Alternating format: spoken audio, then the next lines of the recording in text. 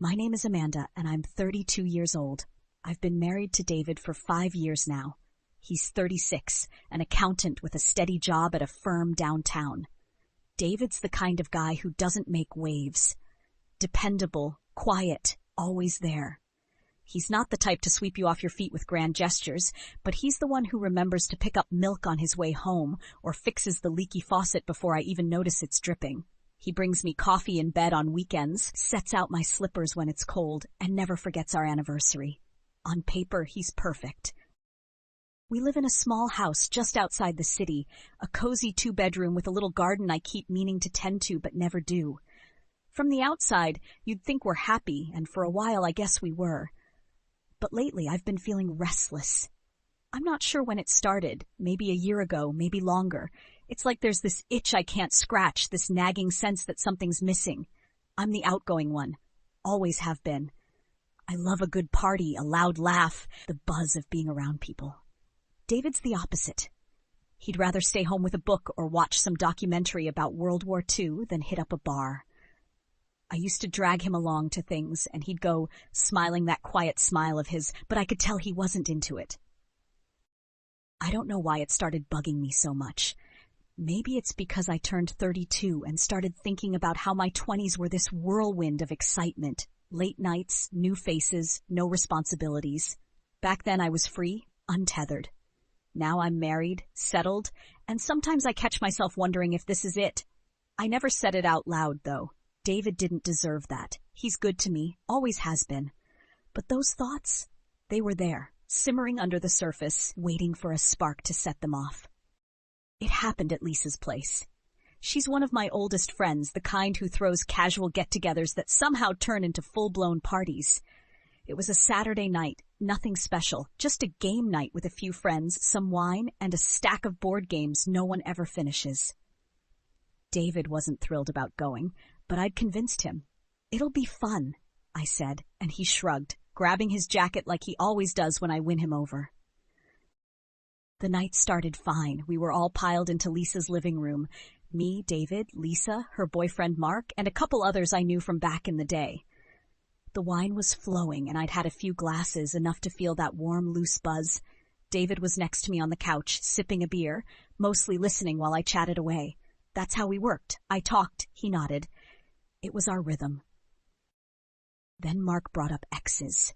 I don't even remember how it started. Something about his college girlfriend being a psycho, I think. Everyone laughed, swapping stories, and I was right there with them, riding the high of the conversation. "Oh, I've got you all beat," I said, grinning.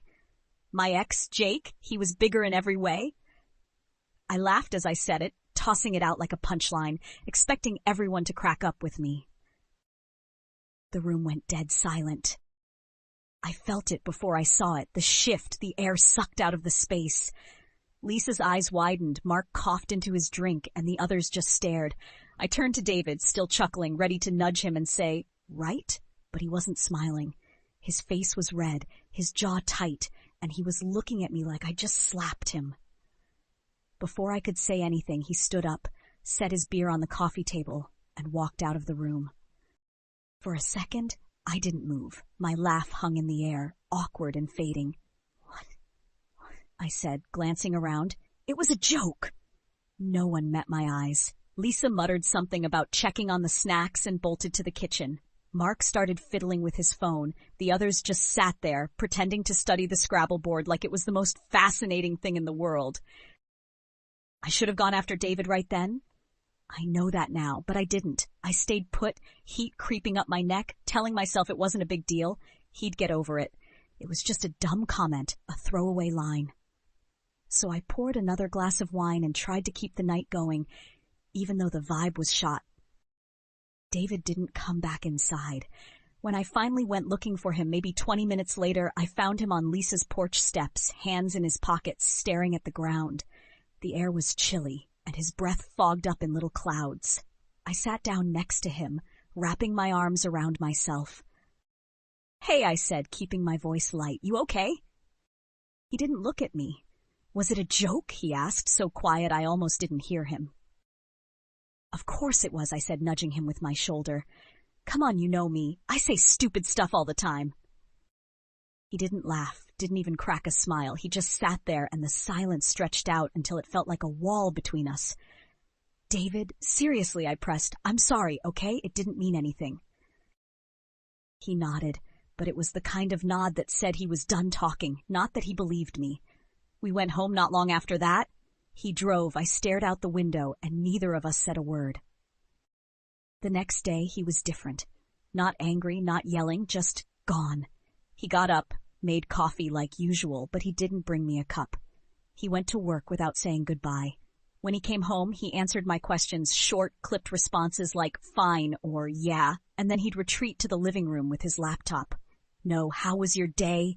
No sitting next to me on the couch. It was like he'd built a shell around himself, and I couldn't get in. I kept waiting for him to snap out of it, to call me out or start a fight, something. But he didn't. He just withdrew, and every day that distance grew a little wider. By day 3, I was annoyed. I mean, come on, it was one comment. I'd apologized, hadn't I? Sure, it was dumb, but was it really worth this? So I texted him while he was at work. "Hey, can we move past this? It was a joke. I'm sorry. Don't be so sensitive." He didn't reply. Not that day, not that night. When he got home, he glanced at his phone, saw my message, and set it face down on the counter without a word. I stared at him, incredulous. "David, really? You're ignoring me now?"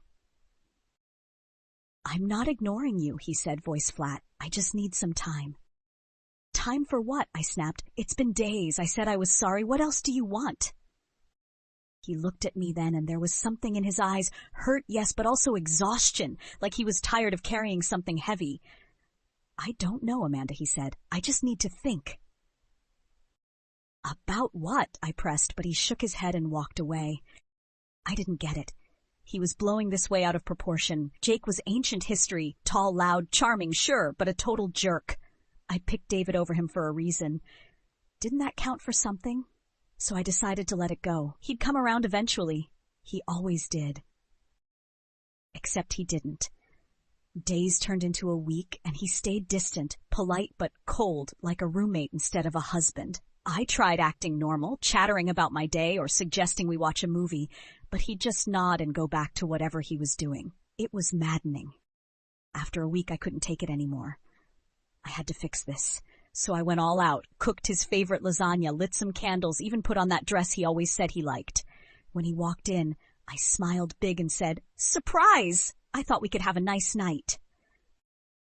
He paused in the doorway, looking at the table, then at me. "Thanks," he said, but his tone was off, grateful but guarded. He sat down, ate, complimented the food, but it felt forced, like he was going through the motions.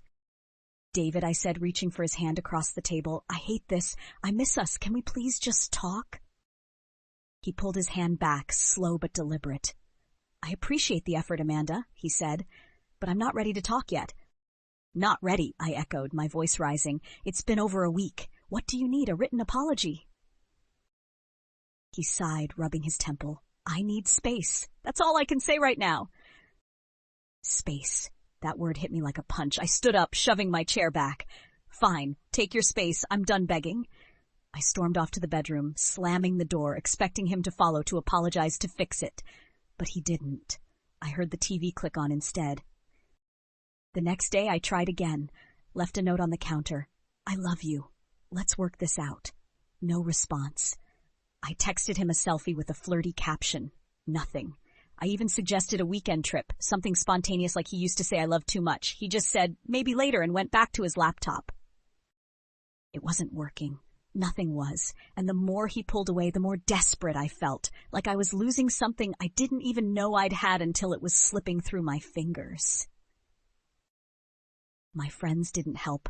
I called Lisa a few days after the lasagna disaster, needing to vent.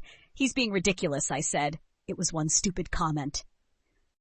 There was a long pause on her end. "Amanda," she said finally, "it wasn't just a comment. You humiliated him in front of everyone." "Humiliated?" I scoffed. "It was a joke. He's overreacting." "Maybe," she said, but her tone was doubtful. "But you've been kind of hard on him lately. We've all noticed. He's a good guy, you know." I hung up feeling worse. Hard on him? What did that even mean? I thought back. Had I been complaining about him more? Rolling my eyes when he talked about work? Maybe. But wasn't that normal in a marriage? Then my sister Kelly weighed in. She's never been one to sugarcoat things. "You screwed up, Mandy," she said over coffee. "David's the best thing you've ever had, and you basically told him he's second rate. I'd leave too." "He didn't leave," I shot back. "He's just sulking." She raised an eyebrow. "For now, keep pushing him and see what happens." Even Mark, Lisa's boyfriend, stopped texting me back after I asked him to talk to David for me. It was like everyone was picking sides, and they weren't picking mine. I started avoiding our usual hangouts, tired of the sideways glances and whispered conversations. I was alone, more than I'd ever been, and it was starting to sink in that maybe this wasn't just David's fault. It came to a head 3 weeks after the party. I'd had enough of the silent treatment, so I cornered him in the kitchen one night. "David, we need to talk, now." He set down his coffee mug, leaning against the counter. "Okay," he said, calm but firm. "Let's talk." I took a deep breath. "I'm sorry about what I said. It was stupid. I was drunk. It didn't mean anything. Can we please just move on?" He looked at me for a long moment, his eyes steady. "It's not just what you said, Amanda," he started, voice low. "It's what it means. You don't respect me. You don't appreciate me. I've spent 5 years trying to be enough for you, working hard, being there, loving you, and it's never enough." "That's not true," I said, my throat tightening. "I do love you. I do appreciate you." "Do you?" he asked, and there was no anger there, just sadness. "Because it doesn't feel like it. It feels like you're always comparing me to someone else, waiting for something better to come along. I can't live like that. I deserve more." I opened my mouth to argue, but the words wouldn't come. He was right. I'd been comparing him to Jake, not out loud, not always, but in my head. Jake, who was loud and thrilling and a total mess. David, who was steady and safe and everything I'd said I wanted, until I didn't. "I'm sorry," I whispered. "I'll change, I swear." He shook his head. "I don't think you can, and even if you could, I'm not sure I'd believe it. I need to go." "Go where?" I asked, panic rising. "I'm moving out," he said simply. "I've been staying late at work, figuring things out. I found a place. I'll pack tonight." "No," I said, grabbing his arm. "David, please. We can fix this." He gently pulled away. "I don't think we can. Not this time." That night, I watched him pack a suitcase. Methodical, quiet, like he'd already checked out months ago. He left the next morning, and when I called after him, he didn't turn around. It's been 2 months now, and he's gone. Really gone. I keep texting him. "I miss you. Can we talk?" But I can't even get a text back. The house feels like a tomb, all echoes and empty spaces. His side of the bed is still made. His coffee mug sits unused in the cupboard.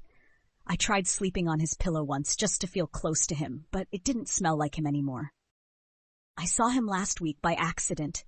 I was driving past the gym of all places, because David never worked out when we were together, and there he was walking out with a duffel bag slung over his shoulder. He looked good, leaner, stronger, like he'd been taking care of himself.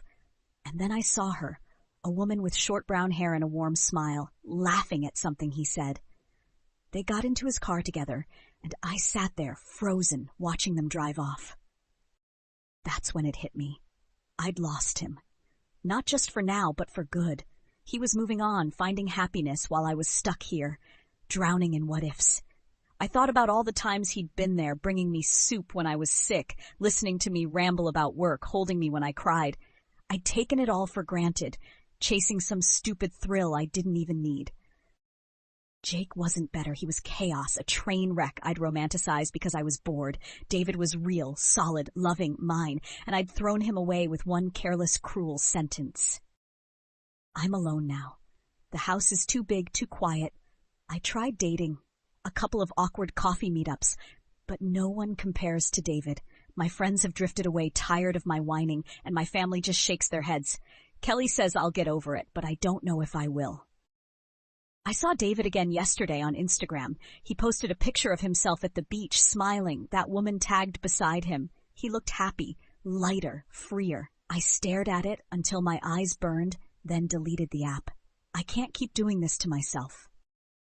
I don't know what's next. Maybe I'll sell the house, move somewhere new, start over. But for now I'm here, sitting in the wreckage of what I broke. I said my ex was bigger in every way, and it cost me everything. David's gone and I can't even get a text back. All I've got left is regret, and the lesson I learned too late. What I had was enough, until I made it nothing.